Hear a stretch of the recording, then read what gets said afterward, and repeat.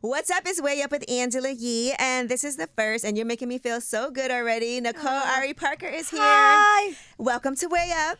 Thank you. Good to be here. Man, listen, when I tell you just such a legend, as long as you've been in this game, Oh my God. you know, from Baltimore, we were just talking about that because yes. this mirrors from Baltimore. Shout out to Tree Unique. But I know today we're here talking about your entrepreneurship, but I have to say, there was a point where I did a scene on Empire. I know. I was about to say we work together. Yeah, that sounds so good. Say that again. We work together. We did. We worked together, guys. So yes, and you made me feel so much more comfortable because that is not like a No. space that I'm comfortable in. Well, a set in general is pretty hectic, you know, like getting their hair, makeup, everybody fussing over you. The guy with the microphones going down and under your arm, and then the tape, and then everything. And doing it like a billion times and being billion. there all day for like a 1 minute scene. I was like, I don't know how you guys do this. I know. Day in and day out. I don't even know how it still gets done. Like, so much time is involved to get one shot. Mm-hmm. Did you always know this is what you wanted to do? Like this was your path? Oh, yeah. Yeah, I graduated from high school at 17. I got into NYU early. I knew I wanted to be in New York, but, you know, I come from a working class family and I knew I wanted to be an actor, but I decided to go into the School of Journalism. You know, I was going to make, you know, become something that I could, quote unquote, fall back on. But by the time second semester hit, I was like, I have to fully commit. So I called home and my dad was like, look, if you're going to do this, you got to promise me you're going to, you know, go all the way in. What does fully committing look like? Like, what did it look like back then when you were... Fully committing meant, you know, the Tisch School of the Arts is a real program. So it's like it's going no to that. joke. Yeah. But also it means there's not necessarily a job. There's no job guarantee when you get out. You still got to hit the pavement. You have to be proactive. Back then, you get your headshots, mail them.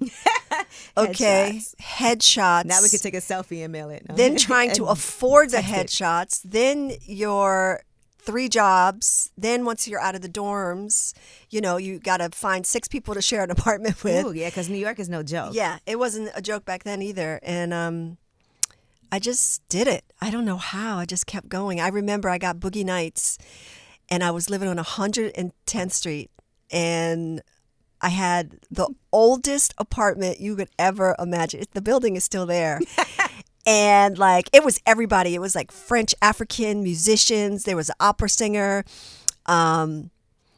Dominicans, black people, white people. It was amazing. It was actually like... That's right by Columbia's campus, too. Yeah, well, it's top of the park, but on the west side. Okay. Yeah, it is kind of near Columbia. Because that's like 116th, what Columbia University That's right, is. that's right.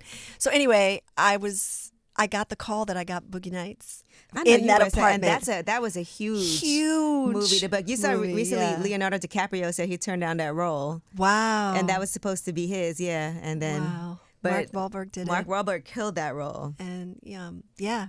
What a great Philip Seymour classic Hoffman, movie to like book first. Rest in peace, pardon? That's a great classic movie to have booked like so early on. Yeah. It was an unforgettable experience. You know, we got to go to a real porn set in the Valley. He's nodding. Oh my like, gosh. Good for you. Wait, you went to a porn. Were they filming a porn or did you? Yeah, just go it was. to I went like you came to a production where I was in. I went to a production where porn stars were in, and they were prepping, and it was a female director. Oh wow. Yes, and like the girls were prepping. I went into the makeup room to get to know them and talk because you know I'm playing a porn star. But even though the movie was set in the 70s, and I was like, so tell me, and she proceeds to fully shave, While you're there. full on spread eagle, like this was her normal. She wasn't drugged out or any connotations or had no sense of self. She was totally a functioning adult who loved her job. Yeah, some people will say it's empowering, right? Yeah. To feel like this is what I want to do and this is my choice to do this and this is just a job. And I had to like recalibrate myself really. Like I'm in this position right now talking to them. I'm like, well, what's going to happen today? She's like, well, it's my birthday. It's my character's birthday. I'm going to have an orgy and then I'm going to have a girl scene. And then one of my friends is going to get mad. Like just breaking down the script. And then, you know, I'm looking at her and I'm like, what's the big deal? I mean, I have one too. Right? It's like After 5 minutes, I calmed down. Yeah. You know? I can imagine. I just felt like I was going to get in trouble. Now, let me ask you like this. My mom and dad. I was going to say, what did your parents say when that was the first, like, for you booking a role as a porn star? Were they concerned?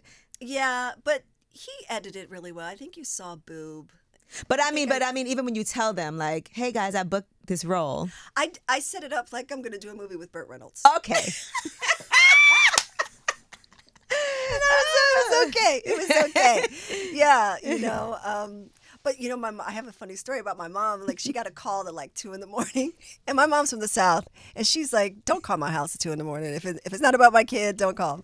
So my aunt, her younger sister, her name was Pam, and she called and she said, "Jean." Her name is Susan, but they call her Jean. Every family's got one. Like, just how's your name, Jean? So Jean, the lady at my job said she saw Nikki in a movie and she showed a titty. And my mom said, "Pam, if the lady saw a titty, Nikki evidently showed a titty." Oh, good answer, Mom.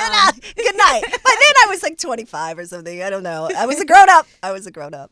That is crazy. You know what's interesting for that to be your first experience, because I like how you talked about like going to a porn set, because we do have like these preconceived notions of what it is to be like a stripper, or should I say exotic dancer, or a porn star, or even on OnlyFans. That's today's answer to all of that is OnlyFans. Yes. And sometimes you meet people, and meeting somebody like that early on will make you be like, okay, what's the, that's your choice, your path. Like, who am I to think what's judge? more interesting is the market for it. Mm-hmm. That there's such a demand for nudity. You know, there's such a demand for performance, seduction, all the things that it is, that's an option. Like, it feels like people shouldn't be so repressed that they need it or whatever. I just think, you know what else I think is interesting for women? We don't care to see men like that. Like, the strip clubs, like the guys will be there like it's a regular, let's go get some lamb chops and some wings, but we're not really, like, I don't know too many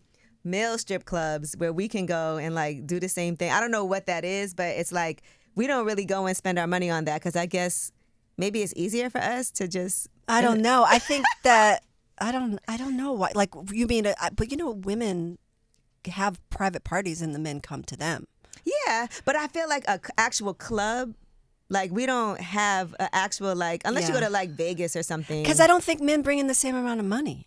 Yeah, they don't bring in. I think us you're not girls trying to spend the money. No, right. And then you know what else? But I just think that we're more of like interest, like we're, like women, like our, I don't know, the demand for us is greater, is more currency. It's so fine, crazy. Girl. No. Listen, we got the power. What we need to do is, for these women in the club, we need to sponsor some gym wraps for them. Okay, yes. So they don't mess up their hair. Well, they are the hottest, so they need to work out and they take care of themselves, and so let's do it. Let's transition into the gym wraps, because I want to talk about this, because I love that you have this product that you are. It's a hair accessory. So tell me about gym wraps. Well, I made it 12 years ago in my kitchen. I just needed to make a sweatband that worked. That's it. Mm-hmm. And to anyone out there, entrepreneurs, I just had an idea. I took the first step, and I didn't have a business degree. I didn't know where to get a manufacturer. I had finally sewn my first prototype. I had made it myself. And then I had a business partner, and I met like 5 different manufacturers. I found one that could understand what edges were and why I needed this to be like this. I made 3 different styles. I wanted one that was a full bandana. I wanted guys to be able to use it. Mm-hmm. And then it took off. It took off. Like, I had my finger on the pulse of something that it wasn't just for me. It was for all of us, and I did research on women's health, and I just got more and more involved in inspiring us to take care of ourselves. Mm-hmm.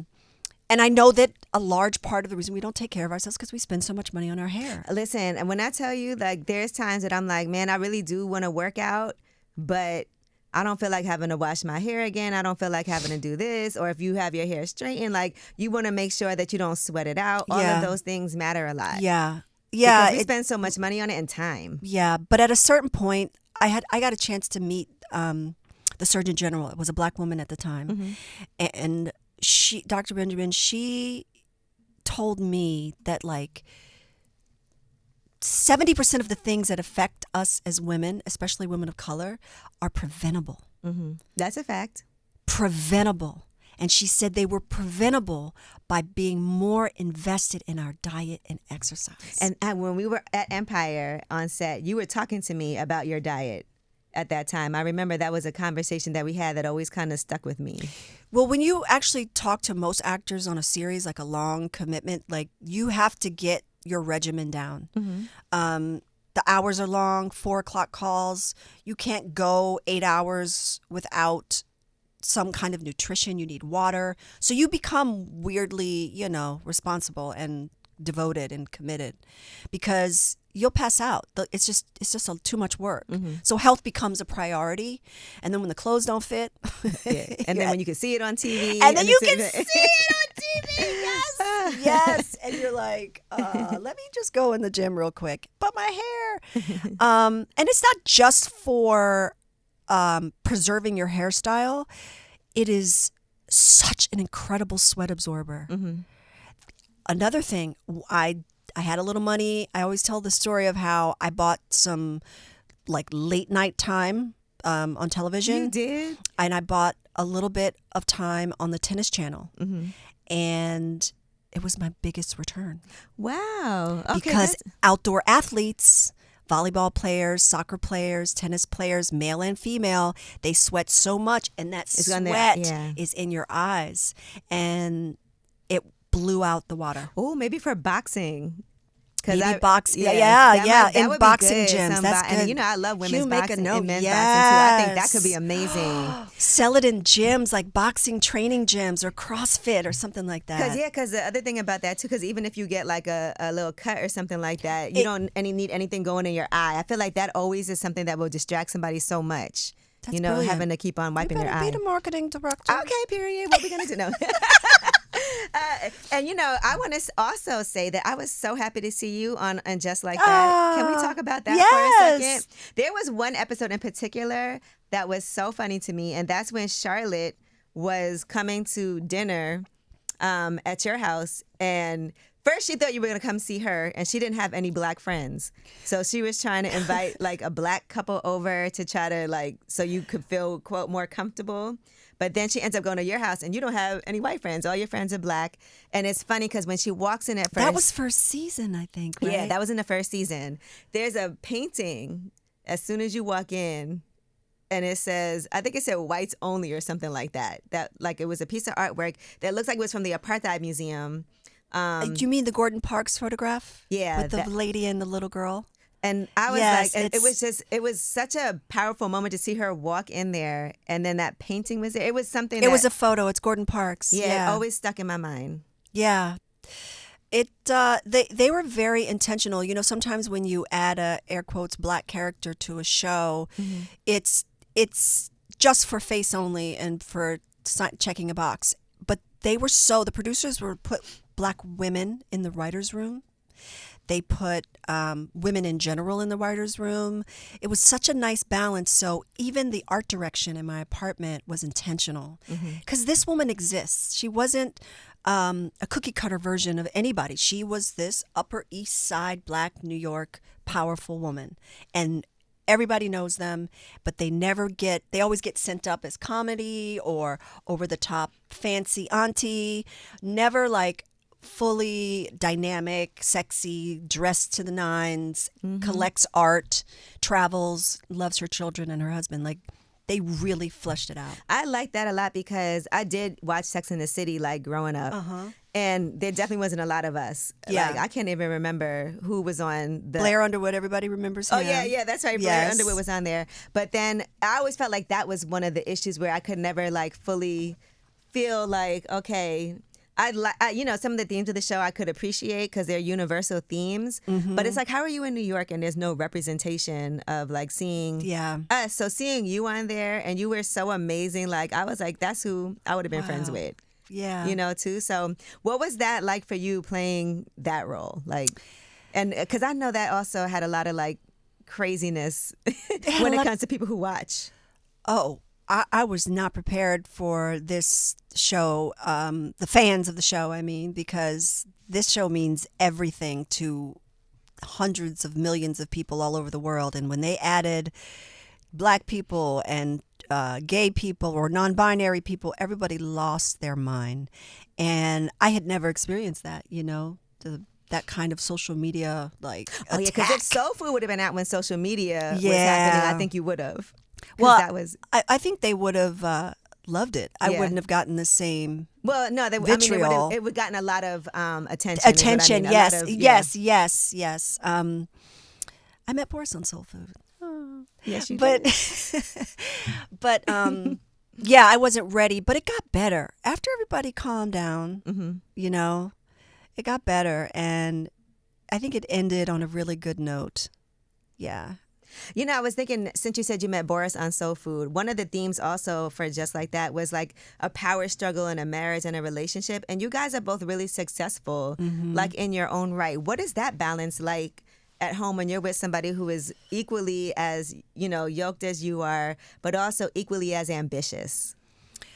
I think, anybody to tell you married with kids is not easy or, cookie cutter or anything. It's just, I think there has to be a couple of things baseline that you both want to have. Like whether you're a lawyer and a doctor being married, crazy schedules. Whether you're an accountant and a hairdresser, total crazy schedules. So it's like there has to be one or two things that y'all are just agree on. Like, I want to be married to you and I want to have children with you. So everything, all the craziness works around whatever your baseline is. And that's really all I can say. I mean, we've had fights. We've not spoken to each other. We've disagreed on parenting. I mean, it's been 20 years, It's right? 20 years. There's no way that's not going to happen in the course of 20 years. Oh, my God. Full on. And he's so different than me. He is German and Ghanaian, and I am from the inner city of Baltimore. He's very calm. He's very organized. He's very like no loud. He's not loud. But you, I said what I said. don't you think? But I've gotten better. Yeah, but yes. don't you think that And that's- balance is kind of what works, right? Because you can't both be like super quiet or both be Right. super loud. That doesn't really work. I don't know. There's some people out there that are just happy as clams, and they're minimalist and quiet and gentle to the spirits. public, we don't know what's going on behind the scenes. And I have to imagine that even like having to be on set and work all day, it's nice to have somebody that understands that too. Yes, there was on both never. sides. Yeah, I mean, for me, being married to another actor was perfect because it was like they understood the exhaustion. They understood getting up at 3 a.m, overtime. Staying late, all the things that could be. But I made dinner. No, like I totally get it. People have to understand how hard that job is, though. Like I told you, when I did, I've done like a couple of little scenes and play, and I was like, I don't know how people do this for like a couple of months at a time. It is so exhausting. Yeah. And like it's really a full day. And it's sometimes a lot of like waiting. But a it's whole lot yeah. of waiting. And just when you get comfortable, you're like, oh, it's going to be another hour. It's like 27 minutes. You know what I mean? You don't know how long it's going to take. It's Anything like could go they wrong. come get you, yes. How do you think filming today is so different than it used to be also? If you think about like how even like things being more digital and, like before, think about how they used to have to like redo whole things. But now you could kind of like, I mean, I don't know because that's not my world. But do you think that right now it's a little easier today just because of modern technology? I think that what I've noticed because I'm not on the production side, I think what I'm noticing as an actor is that if time is way more important and money and going over budget because so much is changing, studios don't have time to do 400 takes. Right. So, all right, it didn't matter. You didn't have the fork in your hand. We'll fix it in post. We'll fix it in post. All the money is going to the editing and, like you said, AI is taking over. But the digital capacity in the editing room has shortened some of that time on set. It's frightening, but, or be like, oh, my coffee, I got it on my white suit in that last take. Yeah, we'll fix it in post. I see your tattoo right here. How many tattoos do you have? I have 2. All right, This so what one is an Indingward symbol from Ghana. It's a whole long story. It's really just one, but I put 3 here because it's like a promise I made with God, that I, acknowledge him and see him. So this keeps me grounded. And then this tattoo is Sophie's birthday inside of a heart. Oh. She tricked me. Because I was like, my children are not having tattoos. And she got one with you. And she was like, Mommy, what if, she was like, I don't know, 16 or 17. What if you put a heart on your arm with my birthday, and I put a little heart on my arm? And that's how she got her And she tattoo. got me. I was like, you would have put my birthday? You're like, that's so sweet. Okay, let's go together. Full on. Oh man, shout out to my makeup artist Keys. Her birthday just passed. I want to say it was like a week and a half ago, and her daughter both got matching tattoos. And her daughter's, I think she's like 18. Yeah. She's like, my daughter tricked me. So that's the trick. That's for the everybody trick. listening. Just go right to the pull on the heartstrings, and Mommy will cave. Yes. So talk to me about this whole entrepreneurship journey for you, though. I want to say another thing, as we were talking about earlier, diet and making sure that we're taking care of ourselves from the inside out. We also on this show have discussed a lot about like women's health issues and fibroids and detoxes and things like that. What are some things that you do to make sure that you maintain yourself as amazingly as you have? Well, I think that if people really sit down with themselves, sometimes we don't work out because we just don't feel like it, even though we know all of the benefits. It's my last priority, I have to say. Last priority. So I sat down with myself and I was like, what is this? I don't feel like it. What is it really about? And I prayed about it and all the things, and I meditated on it, and I realized that it wasn't convenient. You know how when you have stuff to do, it all can work. I can pick up that before work. I can get to work. I can do that after work. I can make somebody help me pick up my kids after this, before. You have logistics. So I was like, I have to put exercise in an easy logistics for me. So I did for a while, because I wanted to try different things. One thing I tried is I would put my, let's say, leggings on or my shorts on and my tank top, and that's what I would sleep in. So you get up and go right away.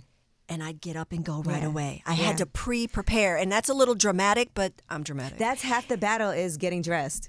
Yes. To go. Yes. Once you put the clothes on, I'm committed. The second thing I did was, because then going to the gym became problematic, I created a side of the bed workout. Mm-hmm. Just get down there. You don't need any equipment. You do push-ups, sit-ups, squats, lunges, jump up and down, and call it a day. You can do that whole thing 3 times every day, and it will change your life. Routine. Have you posted it? I did. I had a fitness app for a while. Yeah, maybe we'll do it together. Like with the Gymwraps, we need to. We'll do a FaceTime and do it together for women's health. I would love to see this, because I travel a lot too, and so I noticed that it's when I'm perfect traveling, for a hotel. Right. It is perfect for it. So then I was like, okay, make it part of a pre-prepared routine. That's the getting dressed at night. Do it on the side of the bed. And then there was a third excuse, and it was like, because I don't feel like it could still win. I was like, most of us believe in being grateful, right? Mm-hmm. Whether it's to whatever God you believe in, you always say thank you to that higher power. All the time. And I decided, what if I categorized a short circuit or exercise or some cardio as the way I say thank you? Okay. I bow my head every day before a meal, every single time, at an airport, in a fast food chain, or at a dinner table. Mm-hmm. Why can't I take 30 minutes to say thank you? Okay, I like that. Yeah. Just thank you. I'm not trying to lose weight. I'm not trying to burn this. I'm not trying to build anything. I am just saying thank you. Mm-hmm. That's a great idea. And I just tie my Gymwrap on and say thank you. Because I really do all the things. Like, look, I done downloaded apps. Yes, girl, my phone is full. Yoga mats. For the traveling, for the hotel room. I got treadmills. I got a bike. I got all the things. Like, what is up with all these excuses? And with Boris, he's Spartacus. Yeah. And he doesn't play. If you go back 25 years, he looks exactly the same. Mm-hmm. He's one of those people that was, of course, an athlete, but when he stopped playing professional tennis, it's just in him to want to feel a certain way. Right. So exercise is part of that. Yeah. And so, it's just not fair. It's not fair. But so he works out all the time. So when I created a Gymwrap, I had to include men. Mm-hmm. So he wears them every day. He just ties beautiful. The black bandy or the camo full triangle. What I like is that they're beautiful too. And sometimes I think like things like that normally aren't like cute. Mm-hmm. But I also like to work out when I have like little cute things to work out in. Yes. I don't want to be one of those people that always like take pictures, because you know how there's people that go to the gym and they like take pictures and videos and that's it. And you're like, did you do anything?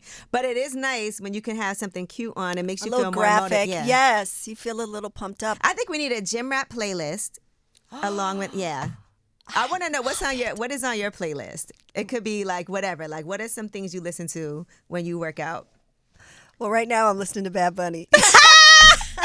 Getting ready for that Super Bowl, baby. It's serious. My That's car. dope. So yes. you were excited when they announced that he's doing the halftime show at Super Bowl. Yes. I think it's a beautiful thing. Yes, me too. I think, sometimes we were talking before we went on the air about the craziness we're all experiencing and witnessing. And sometimes God puts craziness in front of your face to make everyone come together and wake up. And there's something about the NFL choosing Bad Bunny to do that, right? And so everybody is coming out of the woodwork to celebrate this moment, which makes me feel good in the craziness we're all I thought that was a really through. clever choice. It wasn't even somebody I was thinking of, because when we were trying to speculate, you know how they're always like, who's going to be doing a Super Bowl halftime show? I was thinking like Taylor Swift, but then they said she was out, right? Mm-hmm. And then when they announced it, I was like, that's really like the perfect choice right now. In the midst of all this, is super smart to be able to do that. And he's a huge star, no matter what. But now you see ICE is saying the president's office, they're saying they're going to have ICE there to kind of like, I guess, harass people. Or I don't know how they put it, but yeah. So that's the other thing, Molly, we in danger, girl. It feels like a movie. Like, that's what it feels like. I can't believe this is, what things have come to. I saw in Canada, they've made like a travel warning to come to the United States. And you see how many people are like canceling travel here. You see how Vegas is struggling right now. They're like doing their first discounts ever because internationally people aren't trying to come here right now. They don't feel safe coming to the United States with everything that's happening here.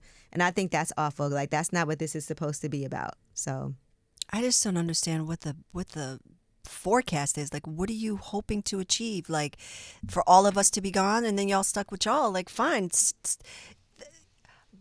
Latinos and blacks can survive in their own neighborhoods, right? If you just like, Tulsa, like, we are fully sufficient. We're athletes, bankers, musicians, restaurateurs, everything. Like, but the elimination, is the frightening thing. Like, who are y'all going to terrorize if we're not here? Do you know what I mean? Right. But like, what are you hoping to achieve? What is this? Just white faces? Is that what you're going for? Like, it's.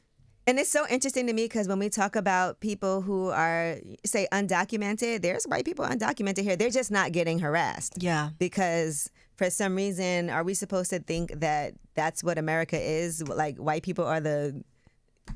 Like, no, that's not what this is. Like, I just don't get it. Yeah. And they're adding the narrative of criminalizing us and all these things. And it's like, okay, you all it's going to be pure lily white, okay? Get your dream come true. There's going to be thieves and criminals and all kind. You're going to face to face with yourself. Yeah. It's a It pipe sounds dream. awful to It's me. an awful. It sounds like an awful horrible existence to me. Pipe dream. What are some projects that you're working on in the future? I'm just curious. Like, aside from obviously, the Gymwraps have been popping. I know. I'm sorry. That's why I want to get back to you. Yes. Oh, okay. Tell me. Woosah. All right. What else is Nicole Ari Parker working on? A lot of little things. With an actor, you Can't say yet. Yes. Okay. Oh, but I'm in Green Lantern. Okay. Yes, I did see that DC. Yes. series. All right. Well, it's that's coming dope. out. The series is coming out next year. Mm-hmm. I shot it this summer. Okay, so it's all done and wrapped. Yes. Okay. All done and wrapped. So we'll see you again for that. Yes. And I love being back in New York. Mm-hmm. It took 15 years to get Boris to say, let's come back. I know. We're happy that you're back here too. Yes, girl. I can't even imagine how different it is from when you lived here before. Oh, it's very different, but I just love this city. I love it so much. Well, this city loves you, so. Thank you. It's good to see you. Now, how can people get these Gymwraps too? Just letting people know where they can find it. And then I know you're going to be working on that playlist too. Oh, yes, I am. To go with Did you it. make a note for Yes. Okay, it comes out tomorrow. Okay. All right, I'll have it out tomorrow. So where can people find it? Gymwrap.com.